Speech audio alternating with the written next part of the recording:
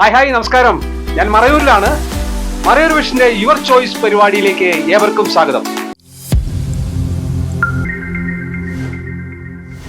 അപ്പൊ ഞാന് മറയൂരുള്ള നമ്മുടെ അണ്ണന്റെ പേരിന് ബാലമുരുകൻ അണ്ണന്റെ കൂടെയാണ് ഇപ്പോൾ ഉള്ളത്. അണ്ണന്റെ ഈ ലൈഫിൽ ഏറ്റവും ഇഷ്ടപ്പെട്ട ഒരു സിനിമയുടെ പേര് പറയാമോ? സിനിമയുടെ പേരെന്ന് പറഞ്ഞാൽ തമിഴാണോ മലയാളമാണോ? ഏതായാലും കുഴപ്പമില്ല. ആകാശദൂത്. ആകാശദൂതാണ് ഏറ്റവും ഇഷ്ടപ്പെട്ട സിനിമ. ആകാശദൂതിൽ ഓർത്തിരിക്കുന്ന ഒരു സീൻ ഒന്ന് പറയാമോ? ആകാശദൂതിൽ ഓർത്തിരിക്കുന്ന സീന് ആ കൊച്ചിന്റെ ചെറിയൊരു ഭയങ്കര കരച്ചിലായിരുന്നു. അനാഥയായിട്ടിട്ട് ജീവമില്ല. അതുകൊണ്ട് ആകാശദൂതിലെ ലാസ്റ്റ് കുട്ടീനെ കൊണ്ടുപോകുന്ന സീൻ കണ്ടിട്ടാണോ അണ്ണൻ കരഞ്ഞിട്ടുള്ളത്? അത് തന്നെയാണ് ആ സീന് കൊണ്ടിട്ടാണ്. ഭയങ്കര കരച്ചിലായിരുന്നു. അതെ. ആകാശദൂതിലെ ഒരു എന്താ പറയാ, ഒരു നല്ലൊരു പാട്ട് ഓർക്കാൻ സാധ്യതയുണ്ടല്ലോ. ഏതായിരിക്കും ആ പാട്ട്? ഇല്ല, അത് മറന്നുപോയി ആ പാട്ട്. രാപ്പാടി കേഴുന്നുവോ പാടി ആ പാട്ടാണ്. നമുക്ക് ഫുള്ളായിട്ട് നമുക്ക് അറിയില്ല. ഫുള്ള് വേണ്ട, ഒരു 2 ലൈൻ പാടിയാൽ മതി. പാടി കേഴുന്നു ആ പാട്ട് കൊണ്ടാണ് ഭയങ്കര കരച്ചിലായി. അടിപൊളി സൂപ്പർ. ഏറ്റവും ഒടുവിൽ കണ്ട ഒരു സിനിമ? ഏറ്റവും വിജയുടെ ഒരു പടം കണ്ടായിരുന്നു ഇവിടെ. വിജയുടെ ഏത് സിനിമയാ കണ്ടത്? ഏത് സീനാണ് അതിൽ ഏറ്റവും ഇഷ്ടപ്പെട്ടത്? അതിൽ ഏറ്റവും ഇഷ്ടപ്പെട്ടെന്ന് പറഞ്ഞാൽ തുള്ളാതെ മണമും തുള്ളു എന്ന് പറഞ്ഞ ഒരു പടം ഇഷ്ടപ്പെട്ടായിരുന്നു. അതിലൊരു സീൻ, നല്ലൊരു സീൻ ഓർമ്മയുണ്ടാവോ? അതിനകത്ത് നല്ല സീൻ എന്ന് പറഞ്ഞാൽ അവൾ ആ സിമ്രന് കണ്ണു കാണാതിരിക്കുന്നല്ലോ, അവളെ സഹായിക്കുന്ന സീനൊക്കെ ആയിരുന്നു. അതൊക്കെ നല്ല. ഇത്രയും കാലത്തെ ഈ ഒരു ഇതിന് ശേഷം അണ്ണന്റെ മനസ്സിൽ ഒരു സിനിമ കണ്ടിട്ട് ഇതുപോലെ ആയിരുന്നെങ്കിൽ എന്റെ ജീവിതം എന്ന് ഓർക്കാൻ ഒരു സീനുള്ള സിനിമയുണ്ടോ? അത് രജനീകാന്തിന്റെ ഒരു പടമുണ്ട്, അൻപുള്ള രജനീകാന്ത് എന്ന് പറഞ്ഞ്. അനാഥ പിള്ളേരൊക്കെ ഇരുന്ന് അവനെ കൊണ്ട് കരയുന്ന ഒരു സീനുണ്ടായിരുന്നു. അത് നല്ല ഇതായിരുന്നു. സൂപ്പർ സ്റ്റാർ രജനീകാന്തിന്റെ നല്ലൊരു പടമായിരുന്നു അൻപുള്ള രജനീകാന്ത് എന്ന് പറഞ്ഞ ഒരു തമിഴ് സിനിമയിൽ. ഓർക്കാൻ പറ്റാതെ പോലെ അവസാനം അവളെ ഒരു പാടിയിട്ട് മരിക്കുന്ന സമയത്ത് ഭയങ്കര കരച്ചിലായിരുന്നു. അങ്ങനെ ആ സീൻ കണ്ടപ്പോഴാണ് അണ്ണന് വീണ്ടും ഭയങ്കര വിഷമമായതല്ലേ? അതിലൊരു പാട്ട് ഓർമ്മയുണ്ടോ? പാട്ട് ഓർക്കുന്നില്ല. അണ്ണന്റെ പേരെന്നാണോ പറഞ്ഞത്? ഞാൻ ഇത്രയും നേരം ബാലമുരുകണ്ണനോടായിരുന്നു ചോദ്യങ്ങൾ ചോദിച്ചുകൊണ്ടിരുന്നത്. അടിപൊളിയായിട്ട് എല്ലാത്തിനും ഉത്തരം പറഞ്ഞു. അണ്ണൻ ഇങ്ങോട്ട് വന്ന് നമ്മളോട് നല്ല സപ്പോർട്ട് ചെയ്തു. താങ്ക് യു അണ്ണ, താങ്ക് യു. മറയൂർ വിഷനിൽ ഇനിയും കാണണം. ഞങ്ങൾ ഇനിയും വരും ഓരോ പരിപാടിയായിട്ട്. ഞങ്ങളുടെ അടിമാലിയിൽ പ്രവർത്തിക്കുന്ന Saint Joseph institute of medical education എന്ന സ്ഥാപനത്തിലേക്ക് അഡ്മിഷൻ ആരംഭിച്ചിരിക്കുന്നു.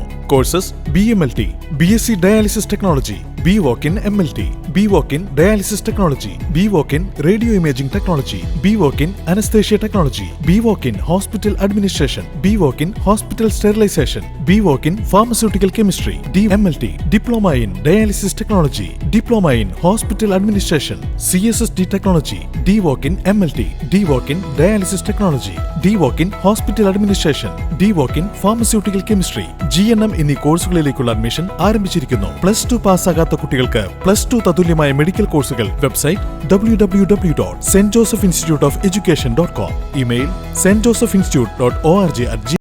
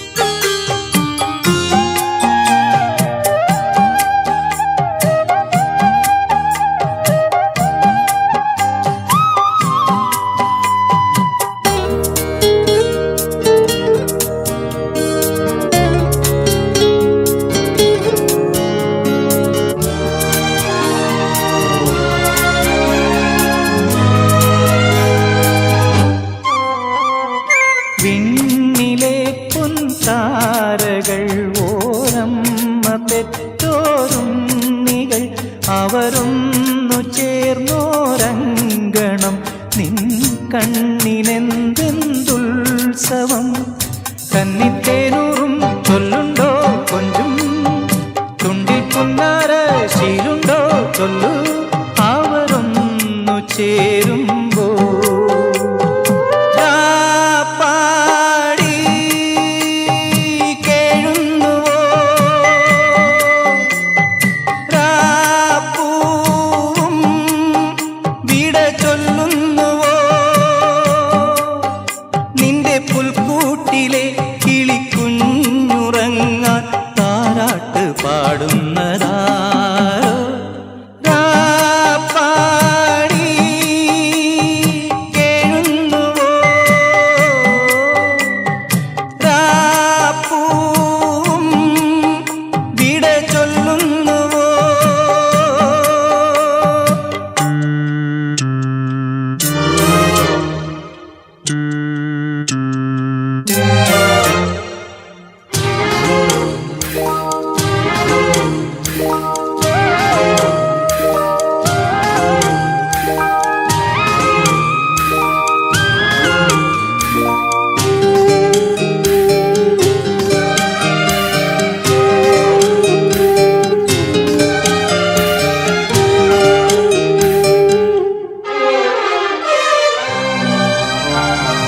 പിന്നിലാവും മാഞ്ഞുപോയി നീ വന്നു വീണ്ടും ഈ വഴി വിട ചൊല്ലുവാനായി മാത്രമോ നാം ഒന്നു ചേരും നീ വിധം അമ്മ പൈകിളി